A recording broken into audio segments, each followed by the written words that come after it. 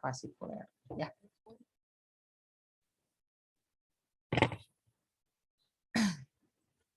Ya, berikutnya. Nah, apa fungsi dari kambium fasikuler ini? Nah, kambium fasikuler ini nanti ke arah luar, dia akan membentuk fluem sekunder, ke arah dalam membentuk silem sekunder. Ya. Nah, sementara kalau fluem primer dan silem primer itu dibentuknya oleh meristem apikal. Ya, jadi hasil pertumbuhan meristem apikal itu tadi kan di proses diferensiasi ya, itu akan terbentuk jaringan primer. Apa aja jaringan primer itu ada epidermis, ada korteks ya, kemudian ada endodermis, terus ada stele ya, silinder pusat. Silinder pusat itu ada fluem primer, silem primer. Kalau pada dikotil sama apa tuh gimnos itu ada kambiumnya. Jadi kalau monokotil nggak ada kambium. Oke. Nah kita lanjutkan. Itu untuk kambium fasikuler. Nah, ada juga kambium yang namanya ekstravasikuler atau intervasikuler. Nih, gambarnya yang ini ya. Jadi kambium ini adanya di luar pembuluh angkutnya. Jadi yang di antara nih, ini pembuluh angkut, ini pembuluh angkut, di antaranya masih ada kambium nih. Nah, ini yang kita sebut dengan kambium intervasikuler atau ekstravasikuler. Fungsi dari kambium ekstravasikuler ini adalah untuk nanti membentuk jari-jari empulur ya. Nah, apa fungsi jari-jari empulur? Nah, jari-jari empulur nanti fungsinya untuk pengangkutan zat makanan ke arah luar gini. Jadi misalkan sepanjang ini ya, jadi nah di sepanjang ini nanti ini akan terbentuk jari-jari empulur. Nah, itu yang termasuk meristem lateral, dua lagi, kemudian yang termasuk meristem. Nah, ini ada perikambium. Perikambium atau perisikl ya itu adalah jaringan yang letaknya terdapat di paling luar dari silinder pusat ya. Biasanya ini di bawah endodermis ya. Jadi kalau kalian ini perhatikan nih, ini ada akar ya, penampang akar dikotil sama akar monokotil. Ini kan ada epidermis, ada korteks, kemudian endodermis. Nah, di bawah endodermis itu ada yang namanya perisikl ya atau perikambium. Nah, perisikl atau perikambium ini fungsinya nanti untuk membentuk cabang akar. Kalau cabang batang dibentuknya dari meristem apikal ya. Ini cabang akar dibentuk oleh perisikl atau perikambium. Nah, kemudian yang kedua ada kambium gabus ya atau sebutnya juga adalah velogen. Nah, kambium gabus ini akan terbentuk pada saat terjadi pertumbuhan sekunder. Nanti Ibu terangkan ya. Nah, apa fungsi velogen? Velogen ini ke arah luar, nanti dia akan membentuk jaringan velum. Nah, ini ya, jadi yang gambar yang atas, ini adalah jaringan velum. Ini kan velogennya ya. Jadi velogen itu dibentuk oleh jaringan korteks ya, adanya di jaringan korteks. Nah, velogen ini nanti ke arah luar dia membentuk velum, ke arah dalam dia membentuk veloderm ya. Velum, velogen, veloderm itu kita sebut dengan sebutan jaringan periderm atau jaringan gabus. Ya. Nah, apa fungsi jaringan gabus? Nah, bisa untuk menutup luka ya, pelindung dari kerusakan fisik ya, terus kemudian pelindung dari patogen ya, bibit penyakit dan juga mencegah kehilangan air yang berlebihan. Nah, di sini ada lentisel. Lentisel itu apa? Lentisel itu semacam celah ya. Celah yang terbentuk pada saat pertumbuhan sekunder ya. Biasanya lentisel ini juga tempat terjadinya pertukaran udara di sini. Ya.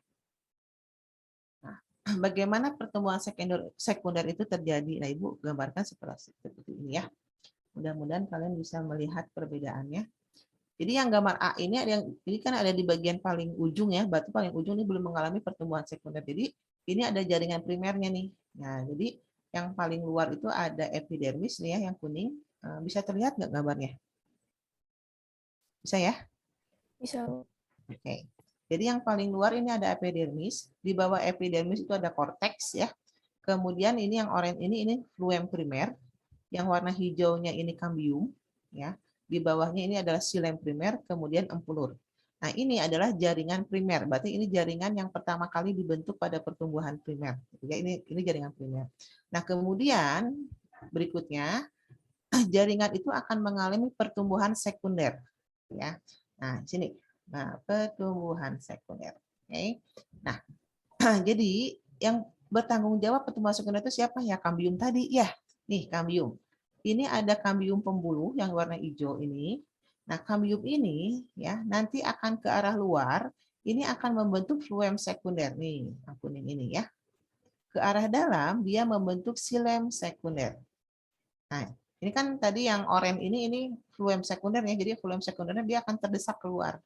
Nah, kalau ini xilem primer, fluem primernya terdesak keluar, ini xilem primer terdesak ke arah dalam. Ini empulur yang paling dalam. Ya. Nah, pembentukan xilem sekunder itu ternyata dipengaruhi oleh musim. Ya. Nah, coba lihat yang di bawah, gitu ya. Gambar yang bawah. Pertumbuhan kan terus berlanjut ya. Ini pembuluh, jaringan pembuluh tadi ya, kambium fasikuler. Dia tetap ke arah luar, itu akan membentuk yang namanya fluem sekunder. Ke arah dalam dia membentuk xilem sekunder. Nah, tetapi kalau kalian lihat nih xilem sekunder ini beda ya, ada yang renggang, ada yang rapat. Ada yang renggang lagi, nanti mungkin ada rapat lagi dan seterusnya. Itu terjadi karena apa? Itu terjadi karena perbedaan musim ya. Kalau di kita kan ada dua musim ya, ada musim kemarau, ada musim hujan. Nah, pada saat musim hujan itu kan ketersediaan air banyak. Ketersediaan air banyak itu bisa menyebabkan pertumbuhan sel itu bisa optimal ya. Sehingga di sini ukuran selnya itu besar-besar di sini tuh ya. Ukurannya besar-besar sehingga tampaknya seperti warnanya lebih terang ya. Tetapi pada saat musim kemarau ya, itu sulit, air biasanya sulit ya, artinya ketersediaan airnya sedikit ya. Nah, itu akan menyebabkan pembentukan selnya itu juga jadi kecil-kecil. Nah, makanya di sini kita lihat penggambaran pembentukan selnya ini lebih rapat sehingga nampak seperti lebih gelap warnanya. Nah, itu ya. Nanti berikutnya lagi di musim berikutnya lagi ya. Jadi kan ini dari sini ya. Nanti di musim berikutnya dia akan musim kemarau lagi berarti ini kan musim kemarau. Oh gini nih. Ibu lupa. Awalnya ini nih dari sini dulu ya kan, dari sini nih yang ini ya, ini musim musim hujan selnya renggang ya, kemudian musim kemarau dia selnya rapat, nanti di sini musim hujan renggang lagi, nanti kalau berikutnya musim kemarau nanti akan dibentuk selnya lebih rapat lagi. Nah itu terus begitu ya, jadi nanti ada yang renggang rapat. Nah itu nanti kalau dilihat secara keseluruhan itu nanti akan seperti garis gelap dengan garis terang, itu yang kita sebut dengan lingkaran tahun. Ya, nah itu. Nanti bentar ya kalau sebelum selesai ceritanya. Nah terus kemudian tadi ini kan proses pembentukan xilem itu pembentukan kayu. Ini jauh lebih cepat dibandingkan pembentukan phloem ya, atau kulit kayu. Makanya kan kayu lebih tebal dari kulit kayu. Nah, tadi karena ini proses pertumbuhan dari dalam itu terus-menerus terjadi, ini akan mendesak ke arah luar kan. Nah, itu karena ada desakan dari luar, di sini epidermis itu bisa pecah ya. Jadi kalau kita lihat kulit kayu kan suka pecah-pecah ya. Nah, karena epidermis itu pecah, maka fungsi epidermis sebagai pelindung itu menjadi berkurang. Nah, gimana caranya supaya si pohon itu tetap terlindung? Maka tadi terbentuklah jaringan gabus ya. Jadi di daerah korteks ini, maka kemudian dibentuklah kambium gabus nih yang warna abu-abu. Ya kan asalnya nggak ada kan, yang di atas paling atas itu ya di jaringan primer nggak ada. Nah, ini kemudian terbentuklah jaringan gabus. Nah, atau kambium gabus ini. Nah, nanti kambium gabus itu ke arah luar dia membentuk jaringan velum ya, ke arah dalam membentuk veloderm. Nah, sehingga terbentuklah seperti ini. Ini adalah jaringan gabus. Ya. Nah, itu cerita sedikit mengenai pertumbuhan sekunder. Silakan kalau ada yang mau ditanyakan dulu tentang jaringan meristemnya. Mangga.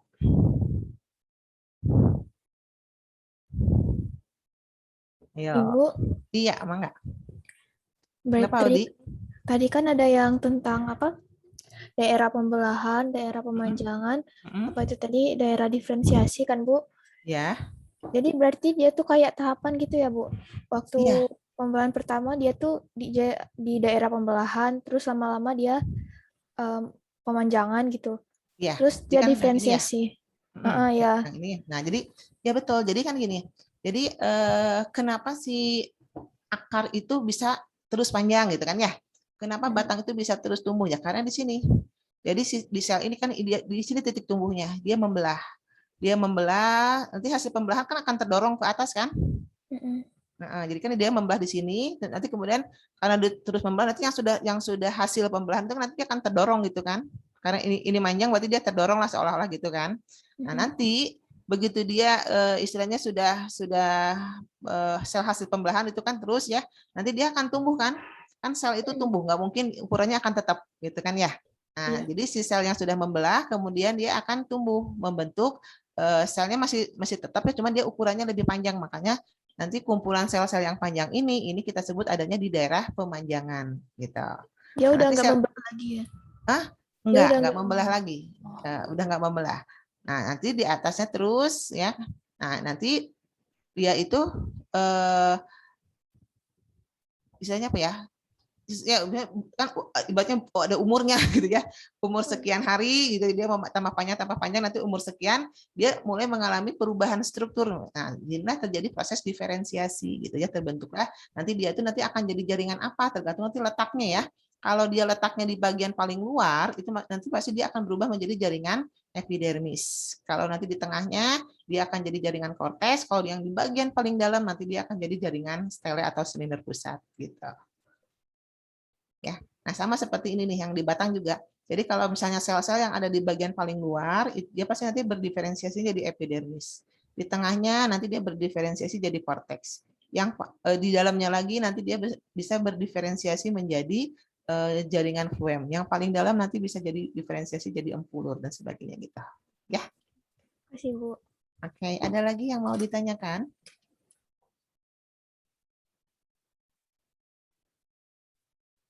Ya, kalau tidak ada yang mau ditanyakan, kita bahas soalnya dulu ya sampai jaringan meristem.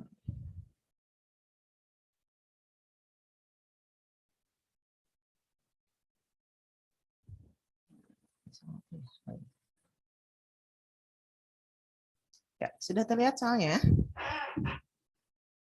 Ya, meristem apikal dapat berfungsi untuk pertumbuhan dan diferensiasi apa saja. Apa fungsi meristem apikal?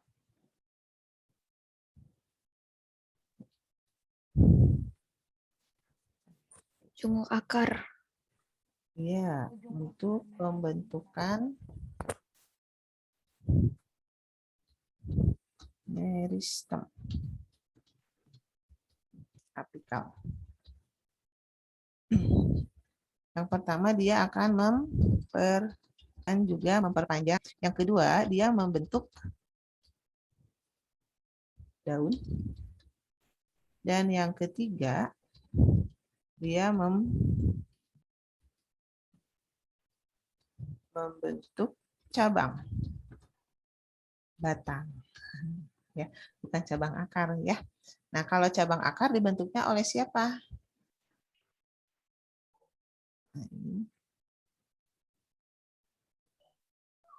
Nah, kalau cabang akar ini dibentuknya oleh jaringan yang namanya apa tadi? Perisikol ya.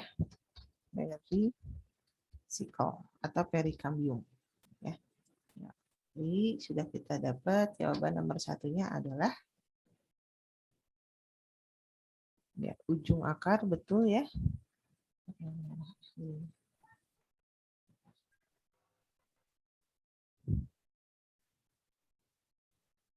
Ujung akar, kemudian diferensiasi dari pembentukan daun ya. Ujung batang betul, yang cabang akar yang enggak ya. Jadi yang nomor satu jawabannya adalah A. Ya, nomor 2, pernyataan yang terkait dengan pembentukan akar lateral. Akar lateral itu maksudnya ya sama aja dengan cabang akar ya. Ini sama aja dengan akar cabang atau cabang akar. Ya, pakai tulisan. Jadi ya, biar rapih.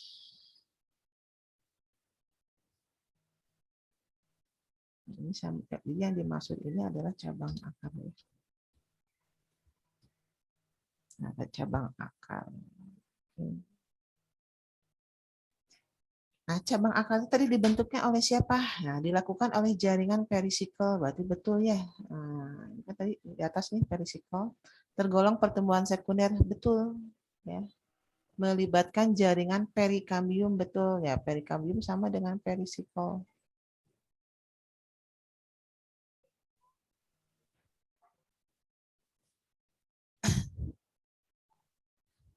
Bisa ini.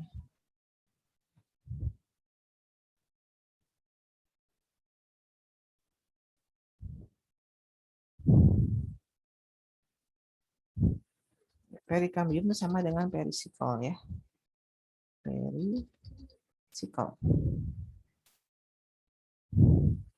Berarti yang nomor 3-nya betul. Prosesnya tergolong eksogen, salah endogen ya. Dari dalam. Jadi ini jawabannya yang A.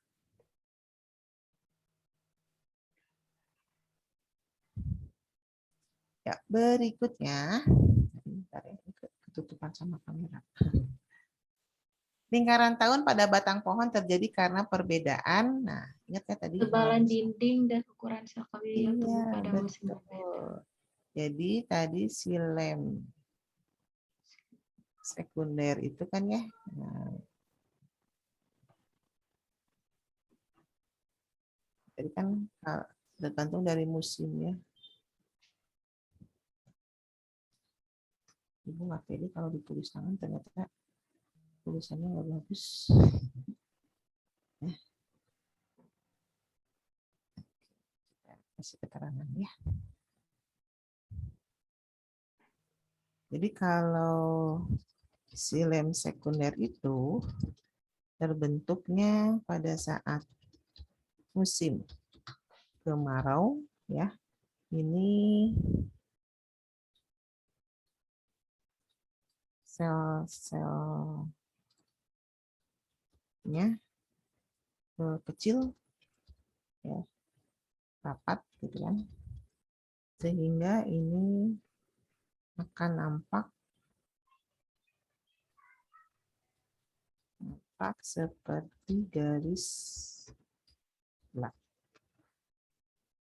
Nah, sementara kalau di musim hujan,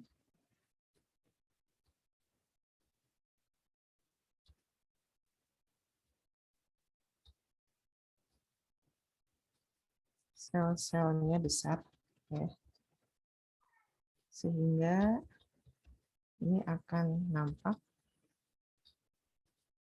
seperti garis tangan. Ya, namanya ada perbedaannya. Jadi lingkaran tahun pada batang pohon terjadi karena perbedaan tadi apa ketebalannya? Ketebalan dinding dan ukuran sel kayu yang tumbuh pada musim yang berbeda. Oke. Ya, nomor 4. Jaringan epidermis yang rusak pada batang akan segera digantikan oleh jaringan apa tadi? Cambium gabus ya, yaitu periderm ya. Ini jaringan gabus.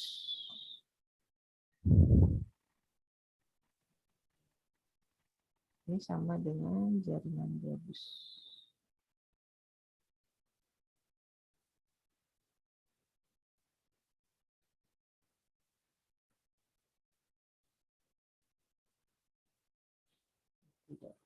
Ya, nomor 5.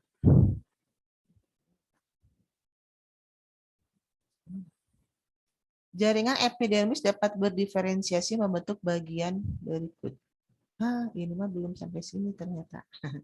Ya, nomor 5-nya belum ya, tentang jaringan epidermis. Ya, tentang jaringan meristem dulu sampai dengan nomor 4, barangkali ada yang mau ditanyakan? Sebelum kita melanjutkan ke jaringan berikutnya.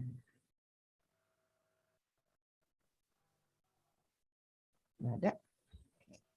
Kita lanjut ya.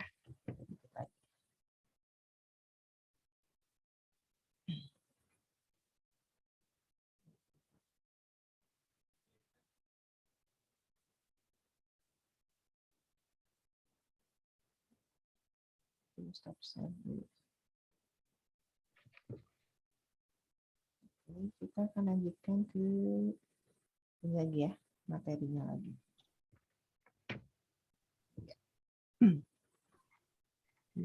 Kita tadi sudah sampai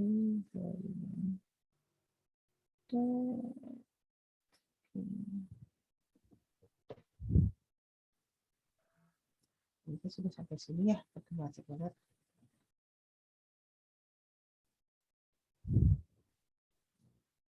Ya, jaringan meristem selesai. Nah, kita sekarang akan masuk ke jaringan dewasa atau jaringan permanen. Jaringan dewasa itu merupakan jaringan yang terbentuk dari hasil diferensiasi.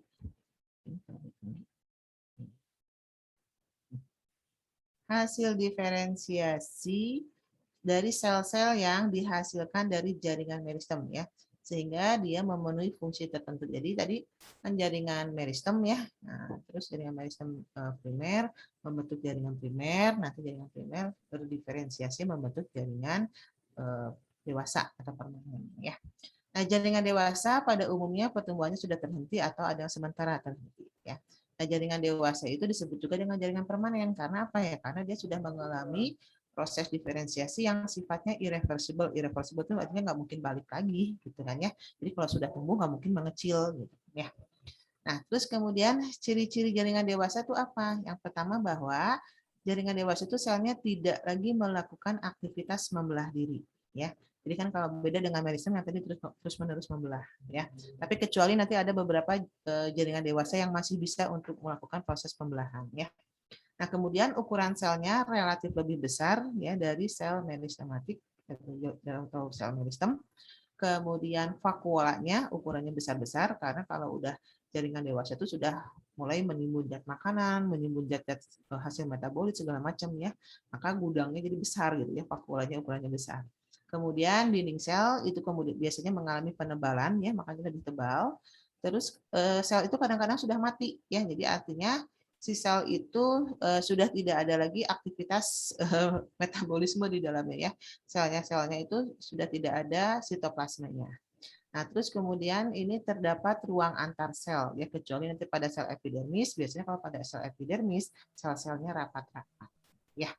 Ya, kita akan mulai jaringan pertama adalah jaringan pelindung atau pembatas ya. Nah, jaringan pelindung meliputi epidermis ya. Nah, pembatasnya nanti ada endodermis ya. Nah, jaringan epidermis itu adalah jaringan yang biasanya letaknya di bagian terluar ya dari permukaan organ. Jadi kalau pada daun, nah bagian terluar dari daun, akar, batang ataupun bagian-bagian bunga itu biasanya akan ditutupi ya, atau yang pelindungnya itu adalah jaringan epidermis ya. Jadi sebelum mengalami penebalan sekunder. Jadi kalau pada batang biasanya kalau batang masih muda itu masih ada epidermisnya. Kalau batang yang sudah tua biasanya epidermisnya sudah berkurang ya, diganti oleh jaringan gabus tadi ya.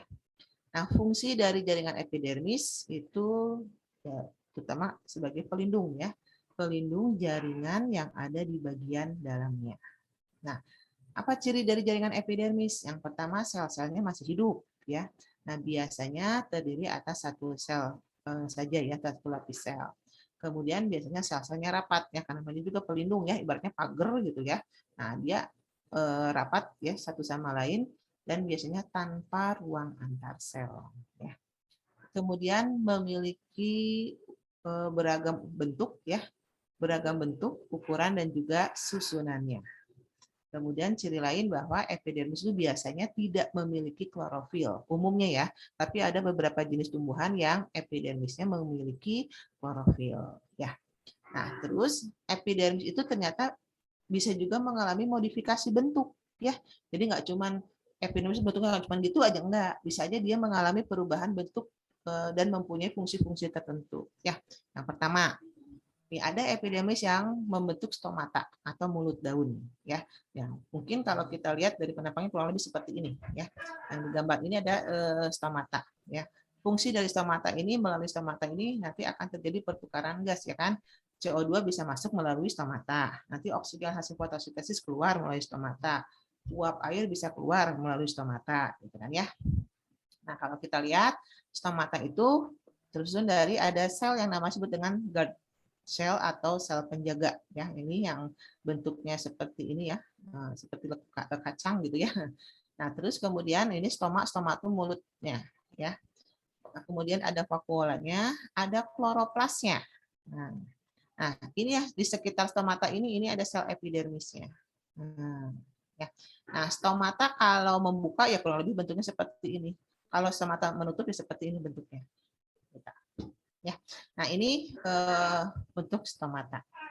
Nah, berikutnya epidermis bisa juga bermodifikasi menjadi trikoma ya.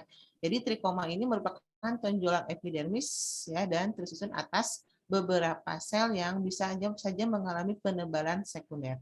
Jadi ada beberapa macam bentuk trikoma ya. Ibu ambil trikoma itu seperti ini salah satu contohnya ya.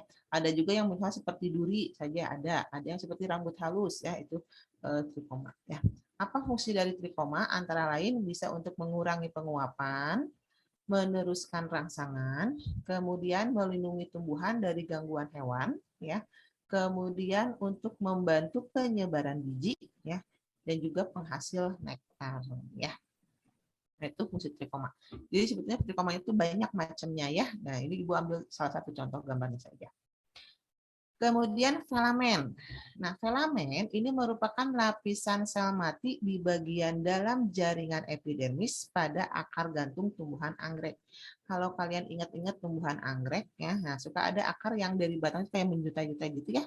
Nah, itu akar gantung. Nah, ternyata akar gantungnya itu kalau misalnya kita lihat di bawah jaringan epidermisnya itu ada jaringan-jaringan lain yang kita sebut dengan filamen.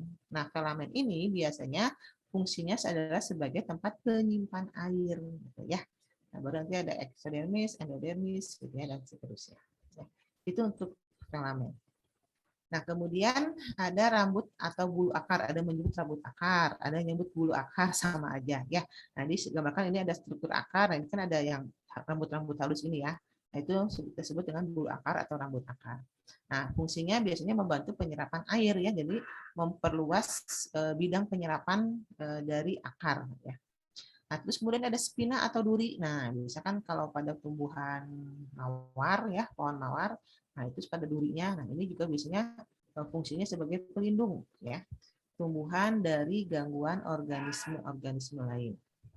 Nah, terus kemudian ada yang namanya sel kipas atau buliform. Nah, ini bentuknya seperti ini. Disebut sel kipas karena ini ada bagian yang tersusun mirip seperti kipas, gitu kan ya. Nah, sel kipas ini biasanya kita temukan di epidermis atas daun dari kelompok rumput-rumputan atau gramine. Nah, biasanya dalam kondisi cuaca yang lumayan panas, gitu ya. Nah, untuk mengurangi penguapan, maka sel kipas ini akan menyebabkan si daun itu menggulung. Nah, karena daun itu menggulung, maka proses penguapan itu akan berkurang, gitu ya. Nah, itu fungsi dari sel kipas. Nah, berikutnya ada terakhir modifikasi dari epidermis itu adalah yang disebut dengan sel kersik, ya. Nah, sel kersik atau sel silika itu adalah sel epidermis yang bentuknya bisa bermacam-macam ya. Ada yang bentuknya bulat, elips, halter atau pelana ya. Di sini ada bentuknya seperti halter atau dumbbell ya sini ya. Nah, dan biasanya dia berisikan sel-sel atau kristal sel kersik gitu ya. Nah, fungsinya ini adalah untuk memperkokoh batang atau memperkuat batang. Ya. Nah, itu beberapa modifikasi dari sel epidermis. Nah, berikutnya ada jaringan endodermis. Ya. Nah, jaringan endodermis itu adalah jaringan yang letaknya biasanya adanya di bawah jaringan korteks ya, di luar stele. Nah, jaringan endodermis, kalau endodermis yang ada di akar, ya itu biasanya pada endodermis akar itu ada yang namanya pita kaspari, ya. Jadi pita kaspari itu adalah sel endodermis yang mengalami penebalan, ya, dari zat gabus. Nah, di sini Ibu gambarkan nih yang gambar sini ya. Jadi yang luarnya warna coklat ini adalah jaringan korteks. Nah, yang biru itu endodermis. Nah, yang di dalamnya lagi adalah perisikel, ya kan. Nah, di antara endodermis nih, ini ada yang warnanya lebih gelap lagi. Nah, ini si endodermis di bagian ini berarti dia mengalami penebalan. Penebalan dari zat gabus. Itu yang kita sebut dengan titik Kaspari atau pita Kaspari. Nah, pada tumbuhan monokotil ya, itu tidak semua sel endodermis itu mengalami penebalan. Ada bagian sel endodermis. Jadi ada beberapa sel dari sel endodermis ini yang tidak mengalami penebalan. Itu yang disebut dengan sel penerus atau sel peresap gitu ya. Tapi itu hanya ada di monokotil ya. Nah, itu Pitta Caspari. Nah, kemudian sel jaringan endodermis ini kalau pada batang ya, terutama batang dikotil ya, maka sel endodermis ini biasanya akan mengandung tepung ya, disebut dengan istilah sarung tepung atau nama lainnya adalah fluoterma ya. Jadi sekali lagi fluoterma itu adalah sel endodermis yang mengandung zat tepung. Ya. Sampai sini dulu, barangkali ada yang mau ditanyakan. Enggak.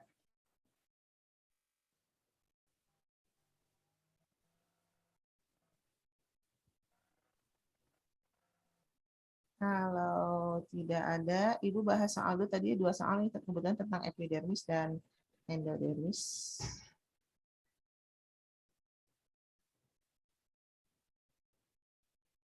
Nah, ya, kita lihat nomor 5. Sudah terlihat soalnya? Sudah ya. Jaringan epidermis dapat berdiferensiasi ya, membentuk bagian-bagian berikut kecualinya adalah kalau filamen ya kan? Lentisel. Iya, filamen iya, trikoma iya, spina iya, boliform iya, yang bukan Lentisel. adalah yang iya, lentisel. Titik Caspari merupakan jaringan yang mengalami penebalan dari suberin, gabus ya, dan lignin berfungsi menyeleksi air dan garam mineral. Adapun titik Caspari itu ditemukan di jaringan apa? Endodermis. Endodermis. Nah, Ibu ingin menerangkan sedikit tentang jaringan endodermis tadi ya.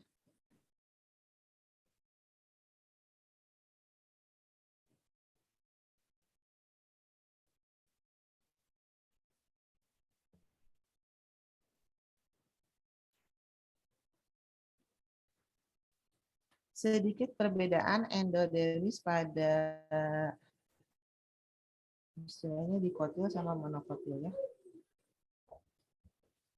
Ini pada monokotil. Endodermis ini pada dikotil.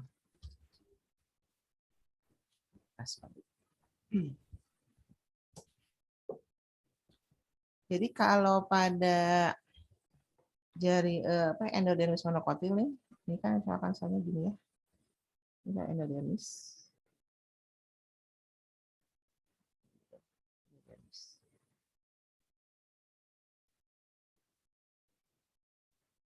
Nah, kalau dilihat dari arah ininya ya. Jadi kalau pada monokotil terbentuknya Pitta Caspari atau titik Caspari gitu ya. Itu nampaknya seperti huruf U kayak gini ya. Nah, kayak gitu.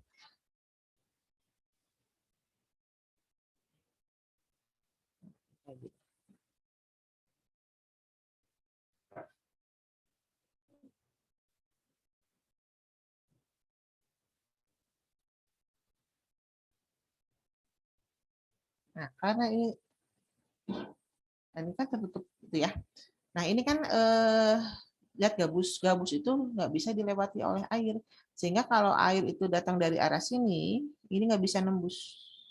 Masuk ke sini nggak bisa.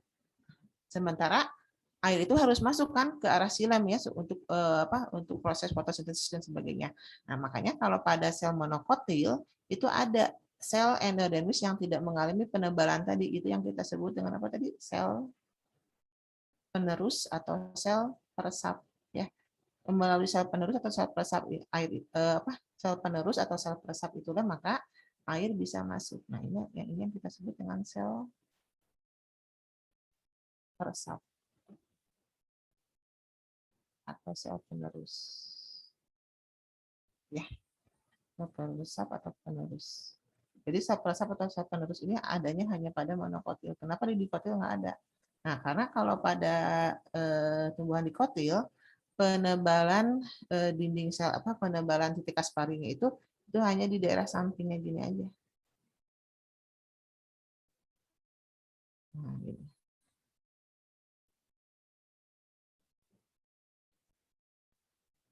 Karena penebalannya hanya di sini, maka air itu ya tetap aja masih bisa lewat ya.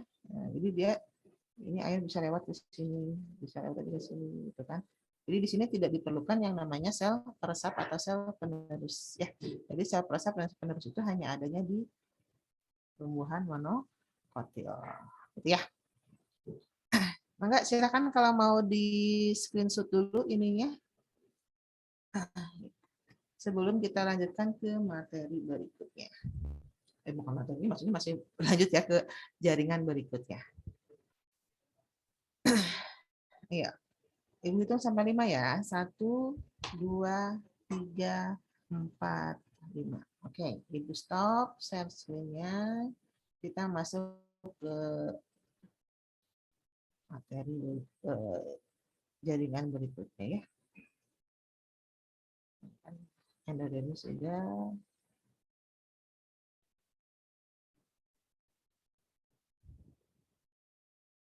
Nah, ya. Jaringan yang kedua itu adalah jaringan dasar atau jaringan parenkim ya. Jadi jaringan parenkim itu adalah jaringan yang terbentuk dari sel-sel yang hidup ya.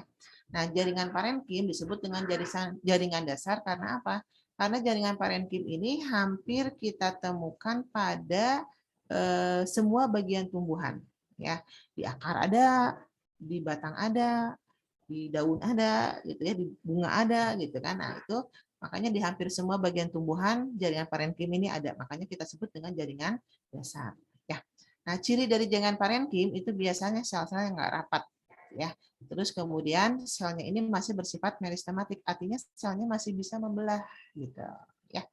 Jadi Ibu bilangnya bahwa jaringan permanen itu atau jaringan dewasa itu kan umumnya sudah tidak melakukan pembelahan.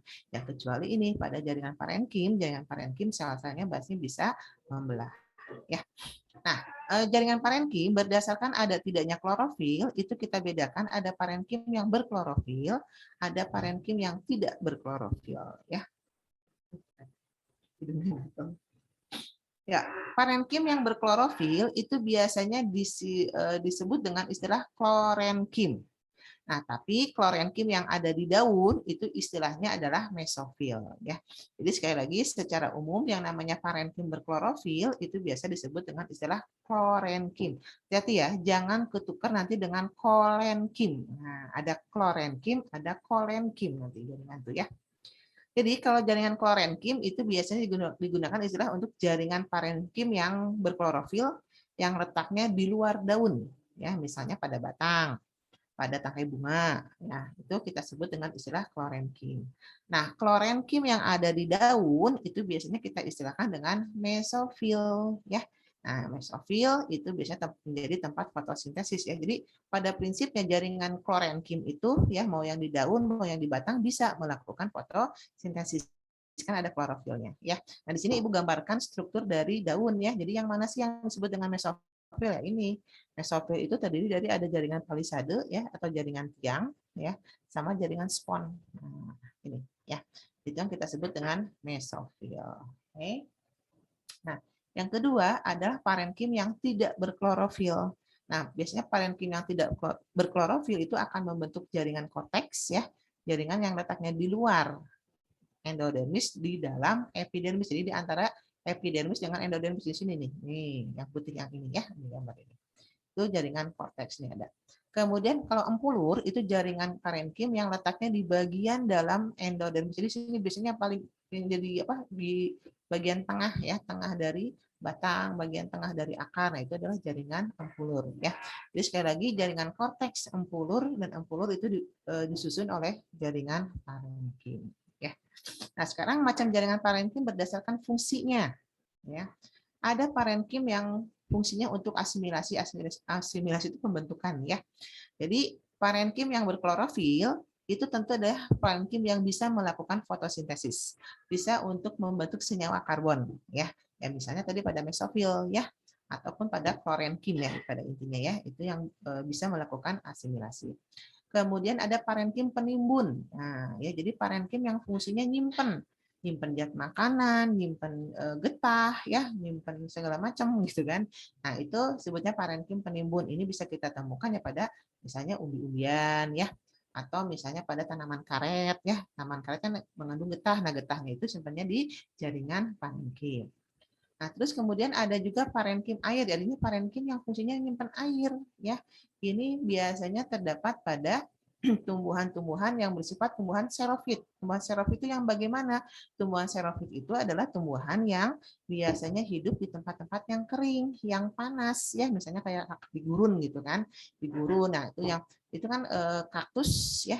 Nah, misalnya tumbuhan kaktus itu untuk dia bisa bertahan hidup, biasanya kan dia si daunnya mengalami modifikasi ya jadi duri gitu kan ya. Nah, terus kemudian sel-sel parenkimnya dia akan banyak mengandung air ya sebagai cadangan gitu kan. Nah, itu fungsi parenkim air. Nah, ada juga parenkim yang fungsinya menyimpan udara ya. Itu biasa kita sebut dengan istilah aerenkim. Nah, parenkim ini bisa umumnya banyak terdapat pada tumbuhan-tumbuhan yang misalnya ngambang atau ngapung di air ya, tumbuhan air yang mengapung. Misalkan kalau kalian tahu eceng gondok ya, eceng gondok itu kan ada bagian yang membulat, bagian bawahnya itu kan ada bulat, agak bulat gitu ya. Nah, itu adalah biasanya kalau kita buka itu isinya udara gitu ya, nah, hampa. Jadi kayak ruang-ruang kosong aja isinya udara, yaitu fungsinya supaya si eceng gondok ini dia bisa mengapung gitu ya di permukaan air. Nah, terus kemudian ada juga parenkim yang fungsinya untuk mengangkut. Nah, sebagai parenkim pengangkut. Nah, misalnya kita tahu bahwa yang namanya jaringan tumbuhan lumut ya. Nah, tumbuhan lumut itu dia belum memiliki pembuluh angkut. Dia belum punya silem, belum punya fluem ya. Nah, untuk pengangkutnya pakai apa? Ya ini, pakai jaringan parenkim ya. Nah, ini macam parenkim berdasarkan fungsinya. Ya, selesai jaringan parenkim. Berikutnya kita masuk ke jaringan penyokong atau penguat ya. Nah, jaringan penyokong atau penguat itu kita bedakan, ada jaringan kolenkim sama jaringan sklerenkim. Nah, tadi ya, jadi jangan ketukar antara klorenkim dengan sklerenkim. Oke. Lumayan capek. Jaringan kolenkim itu cirinya biasanya kalau kolenkim itu penebalan dindingnya hanya di bagian sudut-sudut selnya saja ya. Dan karena hanya di bagian sudut maka belum terlalu kuat gitu ya penebalannya. Terus dinding selnya biasanya masih tersusun dari selulosa ya. Kemudian sel-selnya hidup, artinya dia masih banyak mengandung sitoplasma atau protoplasma. Sifatnya masih lentur ya. Dan ini biasanya kita bisa banyak kita temukan pada tumbuhan-tumbuhan yang masih muda. Jadi kalau kalian misalnya lihat ada tumbuhan yang baru ya baru tumbuh yang misalnya masih pendek, itu kalau kita bengkok-bengkokkan batangnya itu biasanya jarang patah karena dia lentur gitu ya. Jadi si batangnya itu masih lentur karena memang penyusunnya penguatnya masih berupa kolenkim ya. Ini gambarnya yang sebelah kiri ya. Nah, ini jaringan kolenkim. Nah, kalau sklerenkim, ini penebalan dinding selnya ini sudah merata dan sudah lebih tebal. Jadi kalau kalian bisa bayangkan sebelah kiri ini yang kolenkim ya. Nah, ini kan masih warnanya masih muda karena penebalannya ini belum merata. Kalau ini sudah lumayan tebal dinding selnya ya dan sudah mulai merata penebalannya. Nah, kemudian juga penyusunnya biasanya sudah berubah menjadi lignin ya. Jadi lignin itu sifatnya lebih kuat, lebih kaku gitu ya. Nah, kemudian sel-selnya kebanyakan ini sudah sel mati ya. Jadi sudah tidak lagi mengandung protoplasma. Nah, kemudian karena penyusunnya sudah dari lignin lebih kaku, lebih kuat sehingga ya sifat selnya itu lebih kaku gitu ya. Nah, ini banyak terdapat pada tumbuhan dewasa ya. Jadi kalau misalnya pada batang-batang yang atau tumbuhan-tumbuhan yang sudah mengalami pertumbuhan sekunder terutama ya. Nah, jadi kalau batangnya atau ini kita coba bengkokkan agak susah ya karena sudah terlalu kuat, dipaksain ya akhirnya patah gitu kan ya. Nah, ini untuk jaringan sklerenkim ya, ciri jaringan sklerenkim. Nah, sekarang sklerenkim itu ada yang membentuk serat ya atau serabut, ada sklerenkim yang membentuk sklereid atau sel batu ya.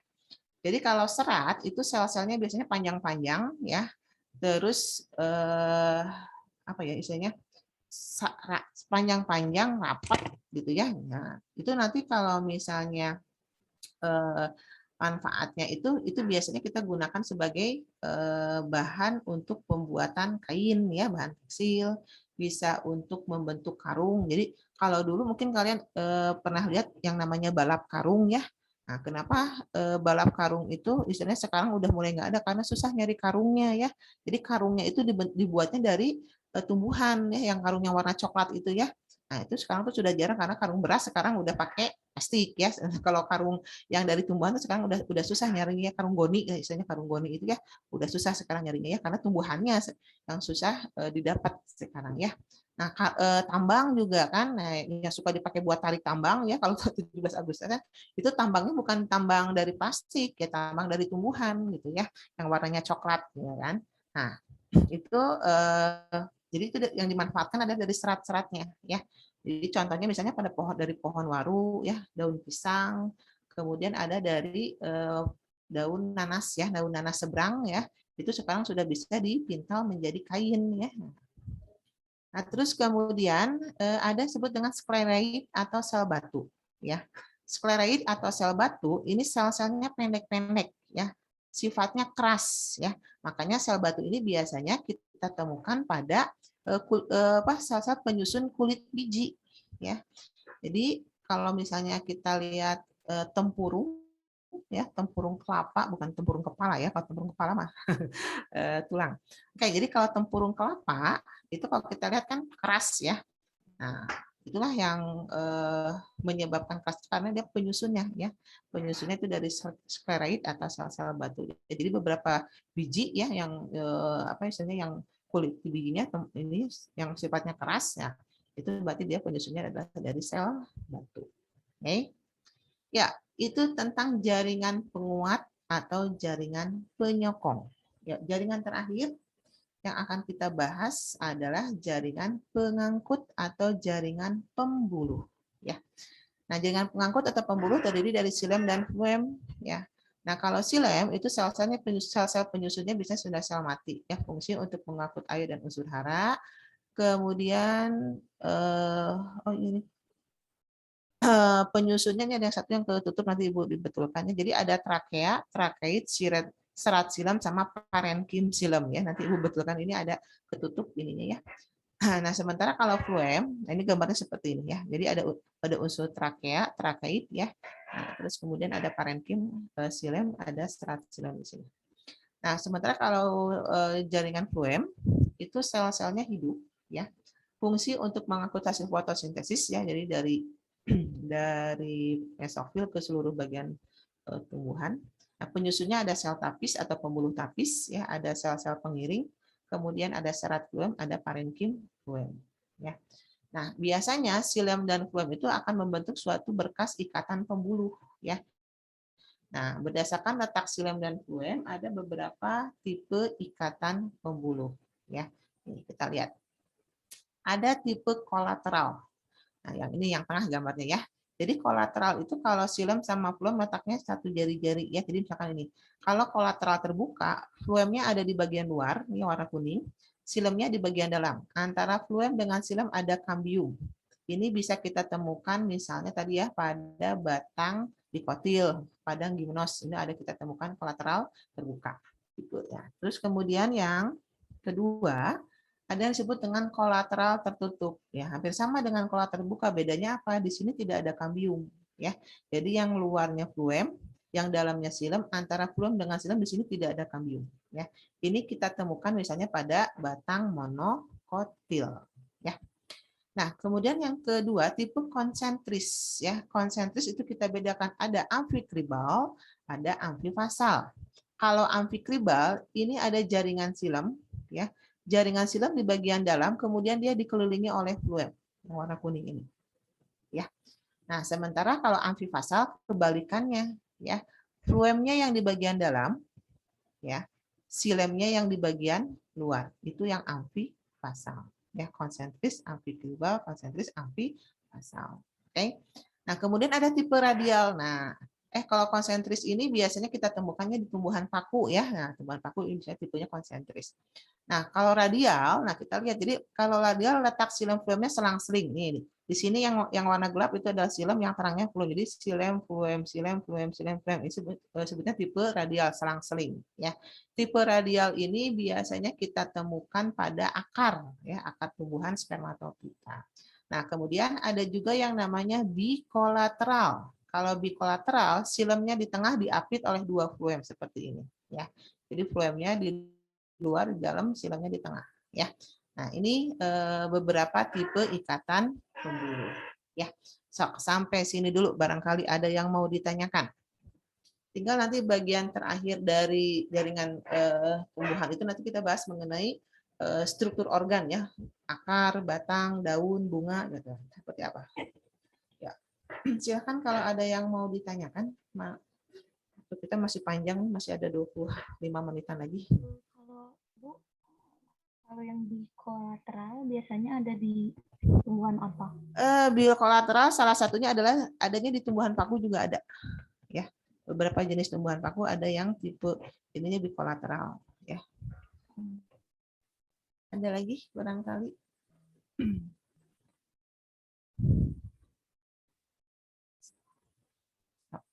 Bentar ya, sambil ini Ibu siapkan dulu soal.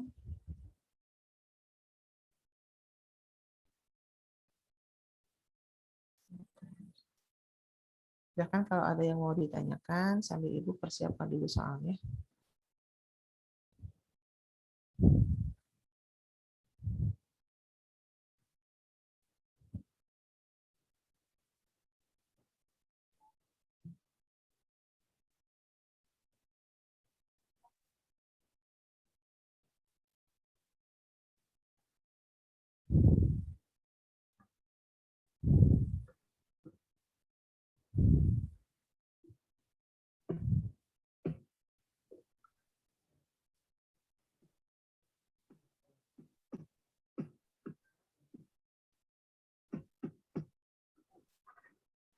Gimana? Ada yang mau ditanyakan?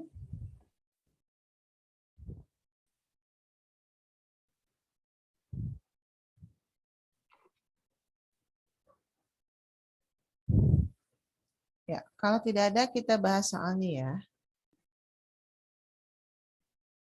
Oh, Bintang sudah hadir. Sudah selesai Jumatannya Bintang ya? Di sana. Alhamdulillah sudah, Bu. Oh, sudah ya.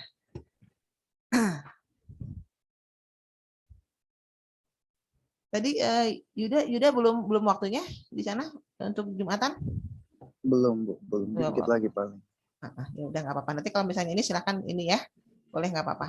Ya, karena kita baru selesai adalah jam 11.30 kalau untuk waktu Bandung ya. Ayo, kalau tidak ada yang mau ditanyakan lagi, kita bahas soalnya lagi ya.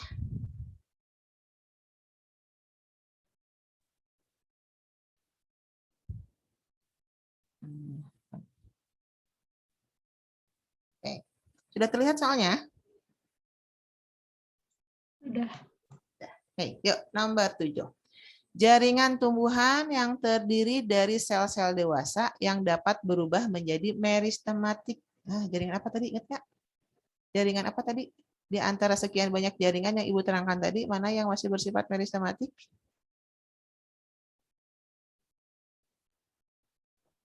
Jaringan parenkim. Ya, itu adalah jaringan yang masih bersifat meristematik. Artinya bersifat meristematik itu jaringannya masih bisa membelah ya.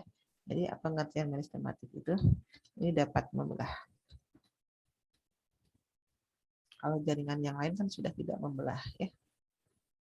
Ya, berikutnya sel-sel penyusun jaringan berikut yang berubah bentuk dan menghasilkan latek.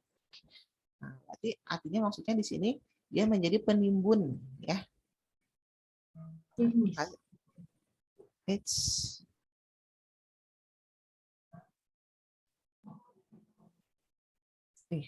Tadi latek itu disimpannya di mana? Penimbun. Yang berperan sebagai penimbun. Menghasilkan lateks. Nah, berarti ini kita temukan tadi pada jaringan penimbun ya, yaitu parenkim penimbun disebutnya ya kan ya. Nah, ini adanya di parenkim penimbun ya. Jadi jawabannya yang berubah bentuk dan menghasilkan latek ya udah berarti di parenkim ya. Berikutnya nomor 9. Jaringan penyimpan udara. Nah, parenkim penyimpan udara, aerenkim namanya ya.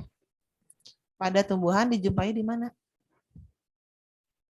Tadi parenkim itu biasanya kita adalah jaringan yang biasanya menyusun korteks ya, menyusun ampulur gitu ya. Nah, salah satunya penyimpan udara itu aerenkim itu bisa kita temukannya di daerah korteks. Gitu.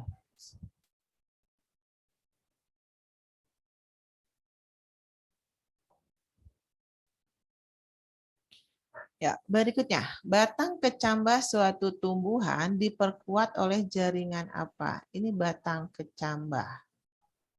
Kalau batang kecambah, tumbuhan muda, tumbuhan tua? Muda. Masih muda Muda. kan ya? Nah, kalau tumbuhan muda, berarti dia penyokongnya apa? Kolenkim apa sklerenkim? Kolenkim. Kolenkim. Berarti yang mana jawabannya?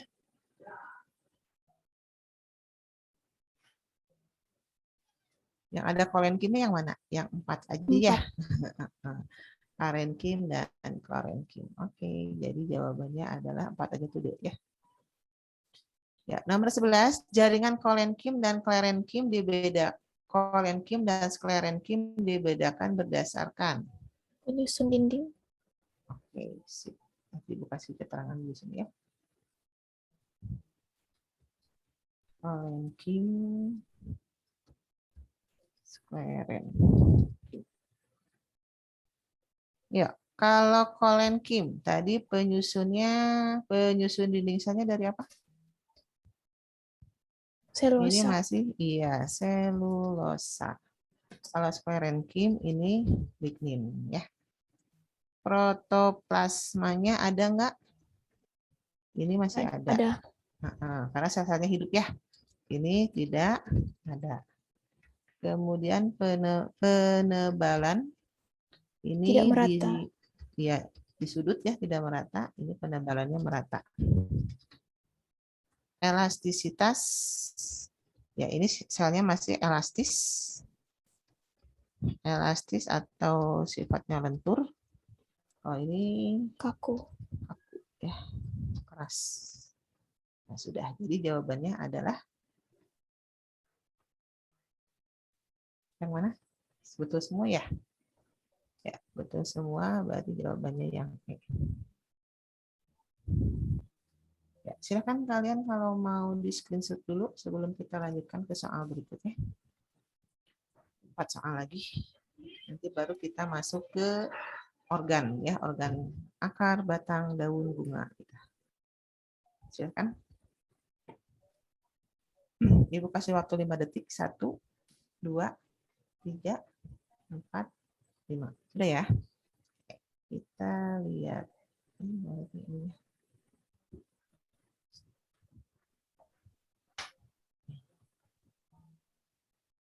Kita lihat soal berikutnya.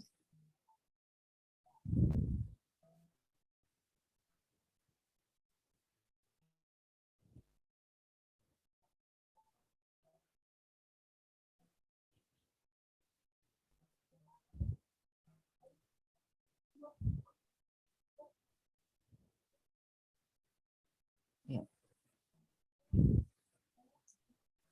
Nomor 12. Serat pada batang pisang kuat sehingga dapat disulam menjadi kain atau suli. Serat batang pisang tersebut merupakan jaringan apa? Tadi yang serat. Ini serat batang. Kalau serat itu berarti termasuk ke dalam jaringan sklerenkim. Ya. Tadi kan sklerenkim itu kan 2 kan, ada serat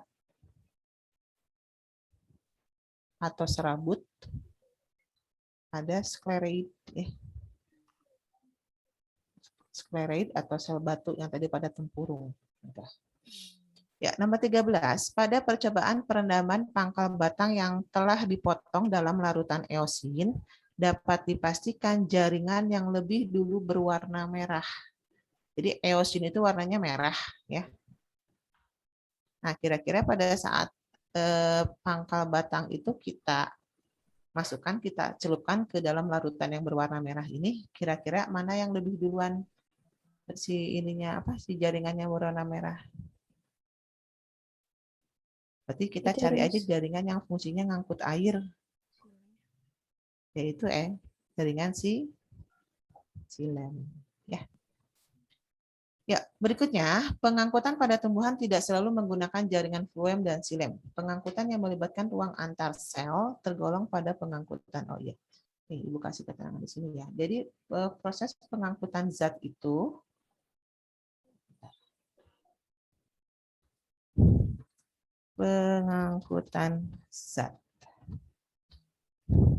yang pertama, pengangkutan zat itu bisa terjadi melalui atau secara fasikuler ya, fasikuler ya. Kalau yang fasikuler berarti dia menggunakan jaringan silem dan floem. Ya, ini menggunakan silem dan floem. Itu disebut dengan fasikuler. Kemudian yang kedua, ada pengangkutan secara ekstra fasikuler ya. Nah, yang ekstravasikuler itu kita bagi menjadi dua. Ada yang namanya simplas, ya. Jadi kalau simplas ini yang melalui atau yang pengangkutan dari sel ke sel, dari sel ke sel, ini biasanya dibantu oleh yang namanya plasmodesma ya.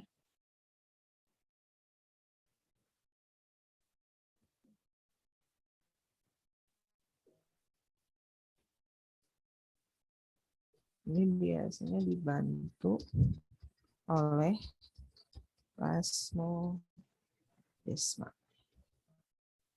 Nah, kemudian yang kedua, ada yang disebut dengan apoplas. Ya, kalau apoplas, ini pengangkutan yang melalui ruang antarsel ya. Pengangkutan zat yang melalui ruang antar sel.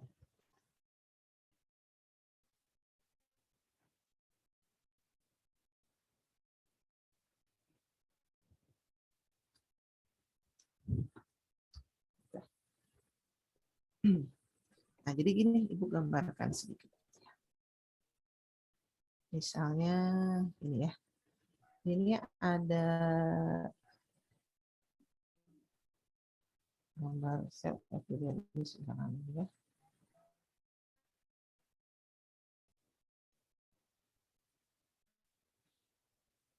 Kemudian ada korteks.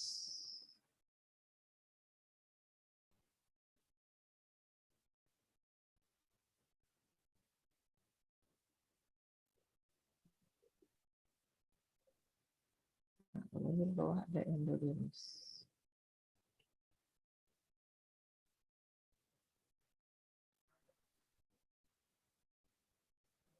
Jadi ini ada dermis, ini korteks,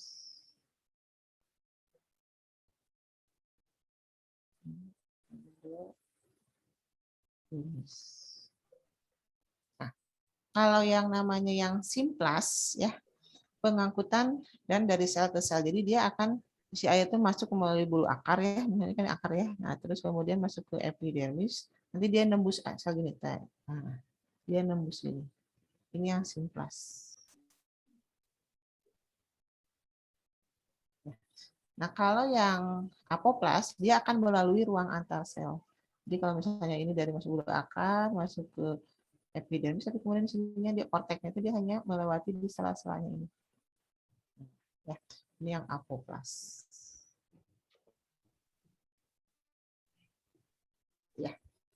Nah, jadi kan di sini yang ditanyakan adalah pengangkutan yang melibatkan ruang antar sel. Nah, yang diminta adalah yang ruang antar sel. Nah, berarti kalau ruang antar sel berarti yang mana? Yang A, O+. Ini. Ya. Terakhir nomor 15, berikut ini beberapa faktor yang mempengaruhi pengangkutan air dari bawah sampai ke atas, kecuali. Jadi kan kalau kenapa air itu dari tanah bisa sampai naik puluhan meter, bahkan ya kalau tingginya memang tinggi pohonnya puluhan meter, jadi dia bisa mencapai daun yang tinggi. Itu karena apa? Pertama karena daya tekan akar betul, ya. Daya tekan akar betul, daya kapilaritas betul, adanya adhensi kohesi betul, tekanan osmotik akar lebih tinggi dari daun. Betul nggak? Salah, ya. Kenapa salah? Nah, kita ingat proses istilahnya kemarin itu yang osmosis itu ya. Jadi kan kalau tekanan osmotik itu, nah dari kemarin itu kan apa sih tekanan osmotik? Tekanan osmotik sel itu berbanding terbalik dengan tekanan turgor ya. Jadi tekanan osmotik itu lihat dari kelarutannya. Jadi kalau tekanan osmotik tinggi, dia kita melihatnya dari kelarutannya ya. Begini deh. Kemarin biar kita kebayang. Misalkan ginilah, ada 2 larutan misalnya ya. Ada 2 larutan. Yang satu taruhlah ini larutan gula dengan konsentrasi 10%. Yang kedua, ini ada larutan gula, taruhlah 25%. Ya. Nah, sekarang kita bandingkan tekanan osmosis sama tekanan turgornya.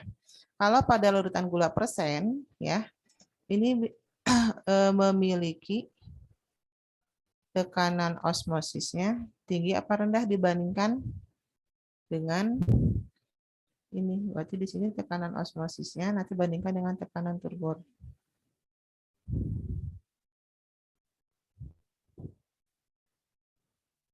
Nah, kalau dibandingkan yang A dengan yang B, itu kan konsentrasi lebih tinggi yang B ya. Nah, kalau tekanan osmotik ini dilihat dari apanya? Lihat dari kadar zat terlarut. Semakin pekat, maka tekanan osmotik semakin tinggi. Ya, berarti di sini yang lebih tinggi yang mana? Yang 25%, ini yang lebih tinggi. Sementara yang 10% ini tekanan osmotiknya lebih rendah. Nah, kalau tekanan turgor, ya, tekanan turgor yang dilihat apa? Yang dilihat adalah kadar airnya. Semakin banyak air, maka tekanan turgor semakin tinggi. Yang konsentrasi rendah berarti airnya lebih banyak kan ya? Berarti ini tekanan turgornya yang lebih tinggi. Ini yang lebih rendah. Jadi ini berbanding terbalik. Nah, sekarang kita hubungkan ke yang tadi. Kalau proses yang osmosis masih ingat ya? Yang namanya osmosis itu kan berpindah.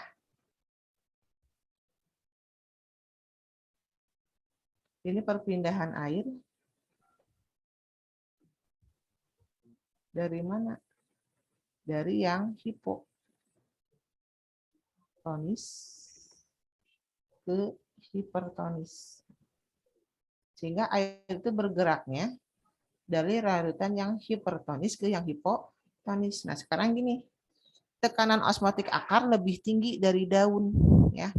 Kalau tekanan akar lebih tinggi, berarti dia lebih hiper apa hipotonis? Ayo. Nih, tekanan akar lebih tinggi. Berarti dia sifatnya hiper apa hipotonis? Ayo.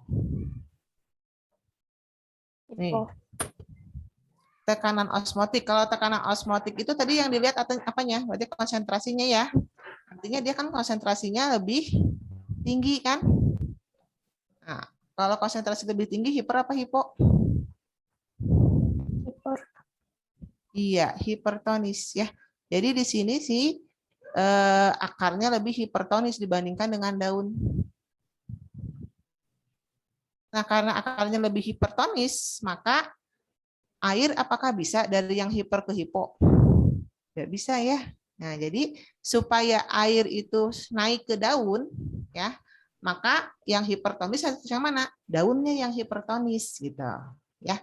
Kalau air yang hipertonis justru kebalik, air yang di daun nanti keserap gitu, ya. Jadi kalau misalnya ibaratnya air supaya masuk itu ya berarti tekanan osmotik akar harus lebih tinggi dibandingkan lingkungan, gitu kan ya. Makanya air bisa masuk ke dalam akar. Nah, kemudian supaya air dari akar naik ke daun, maka yang lebih tinggi tekanan osmotiknya adalah daunnya, gitu, supaya nanti air keserap naik, gitu. Ya, kebayang nggak sampai sini? Iya, Bu. Sip. Jadi ini soalnya di yang tadi Ibu lihat dulu. Ini kalau nggak salah ada 2 bagian ya, yang itu ada A, ada B ya. Jadi kita baru jaringan tumbuhan soalnya untuk yang A dulu, nanti ada yang bagian B. Bagian B itu lebih ke nanti ke tentang organ ya sebetulnya. Nanti kita bahas organ dan jaringan hewan. Ya, mungkin nanti kita ketemu lagi di hari Selasa ya. Sampai sini dulu, barangkali ada yang mau ditanyakan.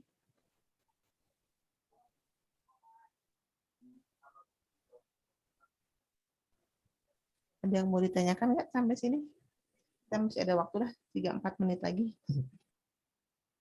Tentang jaringan tumbuhan hanya tinggal sedikit lagi saja tentang organ, ya itu yang akan kita bahas di minggu depan. Terus nanti masuk kita ke jaringan hewan, ya jaringan hewan juga nggak terlalu banyak sih, lumayan juga sih, hampir sama lah dengan jaringan tumbuhan ya, lumayan banyak. Besok ini apa? Minggu depan bahas organ tumbuhan, Bu. Minggu depan kita bahas organ, masuk ke terus nanti dilanjutkan ke jaringan hewan, ya. Nanti jaringan hewan, baru nanti kita setelah jaringan hewan itu masuk ke ATM ya, anatomi tubuh manusia berbagai macam sistem. Nanti kita lihat, kita nggak tahu nih PPKM sampai kapan ya, mudah-mudahan minggu depan sudah bisa, bukan minggu depan kan PPKM sampai tanggal 9, takutnya ya paling tidak lah mudah-mudahan di bulan September itu kita sudah bisa offline ya, bisa kita ketemu. Nanti kita lihat ya, sementara ya online nanti filenya Ibu kirim lah. Ibu nanti ada, karena tadi lihat ada beberapa yang tipe dulu, nanti Ibu dicek lagi ya, nanti sekalian dengan yang sitologi, insya Allah nanti Ibu titipkan ke admin grup ya. Ada yang mau ditanyakan sampai sini? Ya, kalau tidak ada, mudah-mudahan apa yang Ibu sampaikan sudah bisa dimengerti, sudah bisa dipahami ya. Nanti jangan lupa kalau misalnya nemu ya materi yang misalnya kurang jelas, nanti pertemuan berikutnya boleh nanya, mangga. Terima kasih atas perhatiannya. Insya Allah kita ketemu di hari Selasa ya, di waktu yang sama jam 10. Bentar, ya. ini ada file? Kenapa? Ada filenya? Ada, nanti Ibu kirim mungkin nanti ya. Yang kemarin ya, Bu? Betul. Yang kemarin. Jadi nanti Ibu dilihat dulu ya, direvisi dulu. Takutnya ada yang tipe atau misalnya ada yang kurang materinya, nanti Ibu tambahkan. Insya Allah nanti kalau sudah siap, Ibu titipkan ke admin grup ya. Nanti di-share di grup. Oke, sama-sama. Ya, kalau tidak ada pertanyaan, ya sekian dari Ibu. Terima kasih atas perhatiannya. Insya Allah kita ketemu di hari Selasa ya, jam 10. Wassalamualaikum warahmatullahi wabarakatuh. Waalaikumsalam warahmatullahi wabarakatuh. Terima kasih, Bu. Ya, sama-sama semuanya. Tetap sehat, tetap semangat.